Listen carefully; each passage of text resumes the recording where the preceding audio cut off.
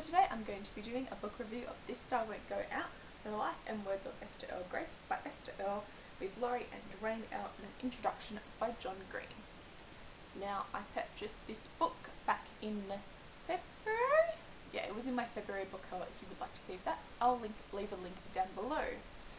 But basically, a little story before I review this book. I was in the bookstore and I saw that they had it and it was actually cheaper than the Book Depository, so I thought I would buy it. However, when I was having a look at it, on this side of the cover it was bent there just slightly, but it annoyed me so much because I like my books to be perfect that I asked them to order an EU book for me, and they were a little bit annoyed for me, but I just really like to have my books brand new, spanking, no bends. Like, it was a fairly big bend, maybe not, I don't know, but I just wanted it to be perfect and pristine. So it arrived and they called me and I came and got it, and yeah. No, I started reading this yesterday and I finished it last night. So yeah, it was a very, very quick read. Now, in case you don't know who Esther Earl was, she was a big part of the Nerdfighter community, especially back in the earlier days of Nerdfighteria. Now, Esther Earl was diagnosed with thyroid cancer, I think at 12, and she died at the age 16, and I want to say 2010? No, I'm not sure. But yes, she died, unfortunately. And this is the life and the worlds of her, and it's got snippets from her journal that she wrote in, snippets from her blog video entry that she wrote in, snippets from her parents, and snippets from John Green, and snippets from other of Esther Earl's friends. Now, as a general warning, this book will make you cry. And not just once, I cried many times throughout reading this. I cried in the introduction, I cried reading Esther's journal many times, I cried reading in bits from her parents, I cried reading bits from her friends, and of course I cried at the end. It's just a very emotional roller coaster book, as you can imagine, because, Esther did die, sadly, and it's quite sad, especially, when you read about this girl who was, she would be angry if I called her perfect, and she wasn't. Nobody's perfect, but she loved, and she loved so strongly, and everyone that knew her felt her love, and she was basically a star, and she was, I think, an important part of Nerdfighteria as a whole, to bring the community kept together, and it's just, she was a really important person and everything. Esther was actually a great writer. You get to read some of her poems that she wrote and everything, and they're really fantastic, and especially at such an age that she wrote them. Like, it's just really good.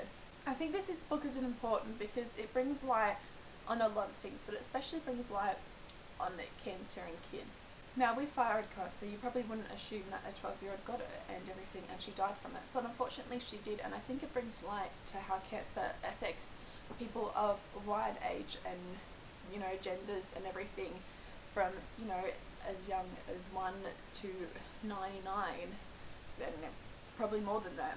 Like, cancer affects a different wide range of people, and I think this book brings light to that. There's also a really important organisation called This Star Won't Go Out, which helps families and sufferers of thyroid cancer and everything, which I think is really great too.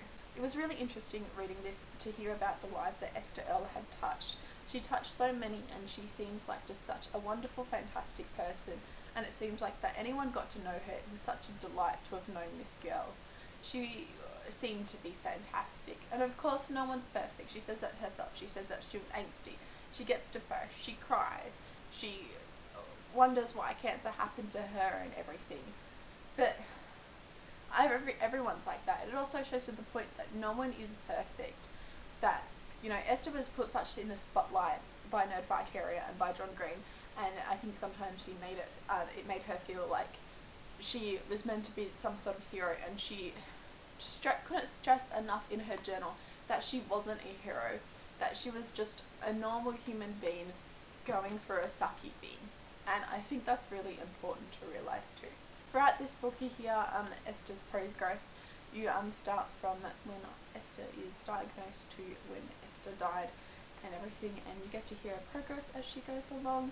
Her parents update us on, they used to update on a website, and those updates are now in this book too, and it's really interesting to see how Esther's progress went, and also obviously quite sad. I really, really loved this book. I thought it was such an important book. It had such great things, and it kind of teaches you that no one's perfect.